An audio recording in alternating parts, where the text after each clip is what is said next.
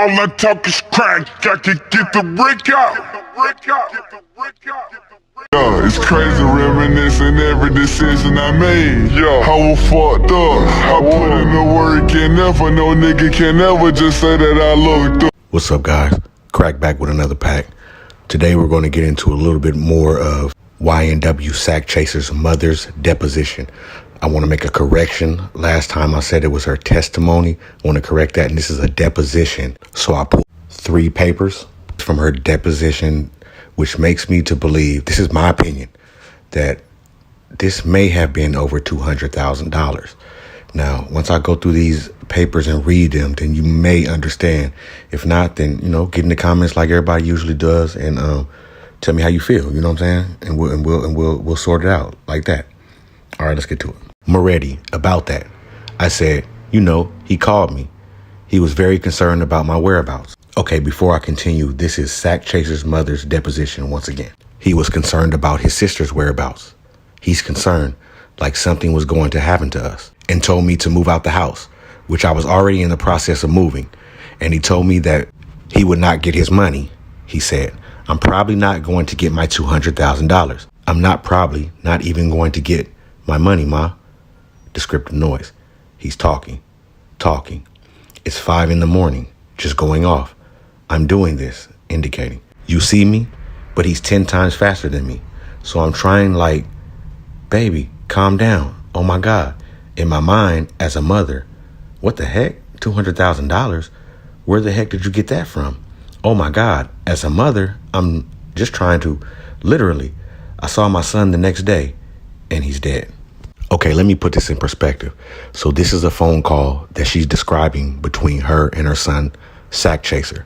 Now, what she's saying is the night before Sack Chaser was murdered, he called her at 5 o'clock in the morning and he was very frantic, asking her to move or telling her that she and his little sisters had to get out of there. She's saying she's already in the process of moving, so she did that the next day. But during that conversation is where the $200,000 came up, which the mother had no idea of the money or what he was talking about from what I'm getting from here. So she was kind of thrown off a little bit, surprised from him saying that he wasn't going to even get $200,000. So my question to you guys that's listening to me now, how do you feel about that? I mean, if you have any children or a family member and they call you at 5 o'clock in the morning, frantically, basically telling you to move out and get on, and then just speaking of some money, the first thing that comes to your head is what's going on, right? Well, the first thing that came into my head was there had to be a conversation at that studio that night about this money. And maybe that's where it all kicked off. An individual might have asked another individual about their money. That individual might have not gave them the right answer. And it might have been a little scuffle or something. Who knows? Now, then you're going to ask me, all right, Crack, then how would they all get into the car? Maybe they had a little tussle in there. Maybe they got in there. $200,000 is a lot of money. So me as a youngster, if I was a youngster at this time and I'm thinking like them, I'm still thinking I need that money and I want that money. So I'm going to play it cool. Maybe I might want to do something to him before he does it to me. And maybe Melly was thinking the same thing and just might have been a little bit more prepared than what Sack Chaser would have thought. And that's just my opinion. Now you're going to ask me, Crack, why would you come up with that? Now you got to think about it. The mother went to sleep and woke up and her son was dead. So the last thing that she's thinking is this conversation, frantically calling her, telling her to get out of there and move, and talking about $200,000. So that's what I'm basing my opinion, or better yet, theory around, is that right there. The phone call that night and Sack Chaser's mother waking up to hear her son being dead. Okay, let's move on. Literally, I saw my son the next day and he was dead. So I told Mark about the situation.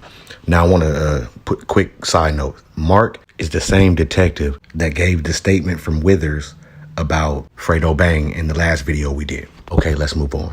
18. I said, I believe something happened when it came down to my son. Somebody owed him some money. He's supposed to get some money because he said he wasn't going to get it. And I said, he started telling me about all of these different things.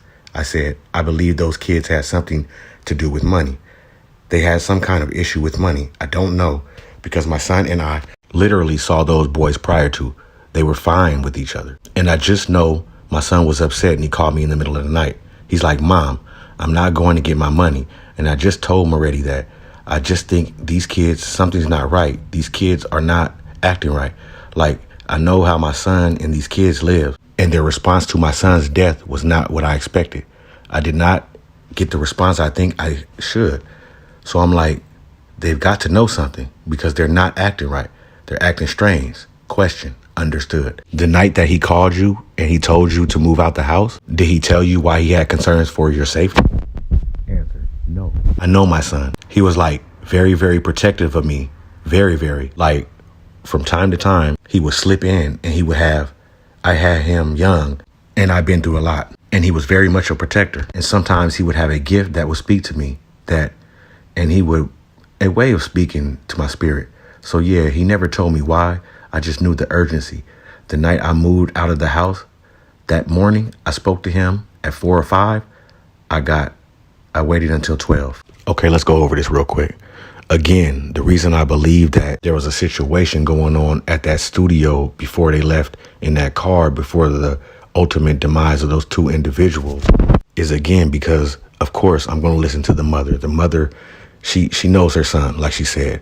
Her son called frantically and he was panicked. And anytime you're panicked in that capacity where you're asking your whole family, because mind you, he has, I think 2 or 3 sisters. So you got to remember, just to get up and move like that'll be a real hard task.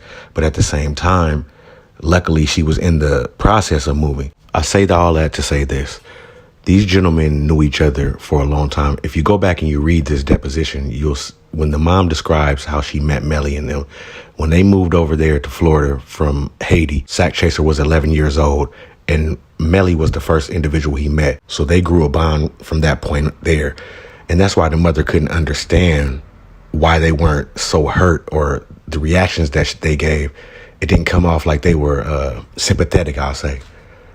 So we're going to move on. We're going to skip a couple pages and move on to the next part where they're bringing up the $200,000. We're going to go over that, break that down, and then I'm going to let you guys go. All right, let's move on. Cross-examination by Mr. Adelstein. Question. Were you talking about your son getting $200,000? From whom? If you know, or what? Answer. He didn't say. Like I said, he was rambling. He didn't say exactly who. I know. At the particular time, I was getting some mail. They got pulled over and arrested, and $10,000 was found on them at the time, and packages. They kept coming to the house. So I'm like, Anthony, that is the money? What's going on? And he's like, that's not my money. That's Melly's money. You better tell my mom that's not my money. So I was already worried. I didn't ask him because, again, that's the fear in the back of my mind. Like, what the heck these kids done did? What's going on? $200,000? Oh, my God. Okay, guys, on this one, I'm going to need a little help from y'all. I'm going to need y'all to get in the comments and kind of help me out, because I'm trying to understand, was it packages of money that was going to Sack Chaser's mom's house, and Sack Chaser was telling her it wasn't her money, it was Melly's money, or maybe, allegedly, maybe they could have been having something going on, a little shipping and receiving, and they was using Sack Chaser mom's house. I'm not sure, and that's allegedly. That's just something I'm throwing out there. You guys could come back and say, nah, crack, you tripping, or whatever you want to say, you know what I'm saying, and I'll address it accordingly. But that's kind of what I'm thinking, or what I'm leaning towards. Maybe he was telling her that was money in them packages, but it was a little something else, because maybe if he told her that it was something else, that she was going to be like, wanting to say something or crack one of them packages open when he wasn't there. So he might have told her it was money, but it was Melly's money. And, the way that the relationship that they had, I believe that he was telling his mom that, through Melly, we're going to make it up out of here. So whatever Melly did, or if it was on Melly, then maybe it would have been, it got a pass over there, because I just don't see someone mailing someone some money. I mean, it does happen in the world. I mean, I know what's happening. Don't get it twisted. But at the same time, I'm not getting there. So I need a little help from y'all on that. Okay, let's move on. 17. So I just tried to ignore it. I didn't ask. I didn't get into detail. I didn't tell him to come home. I didn't do none of these things. I wish I have. Damn, that's heavy, y'all. That's what you call guilt in a kind of strange way. It's just that she didn't really know what was going on with her son and what he was into. And at that time when she heard that frantic call, she really just felt like she really wanted her son. She wished she could have did something different, y'all. You know what I'm saying? So like, I want to send my condolences to Sack Chaser's mother and Juvie's mother and everybody that's involved in this situation, because it's messed up all the way around. We're going to finish this off. Let's just move on and finish this off, and I'll give you my last thought. 21, question. I understand. You apparently had some conversations with Moretti on numerous occasions, correct? Oh, after, yeah. He was telling me details of the case, what's going on. Okay, we're going to stop right there. I'm going to give you my last thoughts. And I hope you guys can understand where I'm coming with this theory. I believe this might have been over $200,000.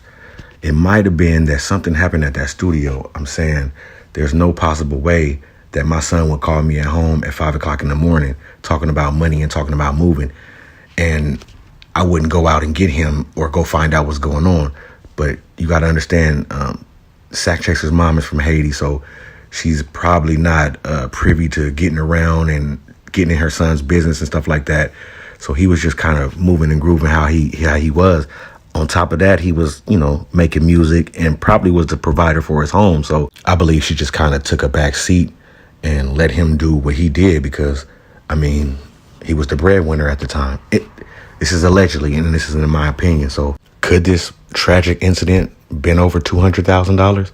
It sounds plausible to me. It sounds like it could have been.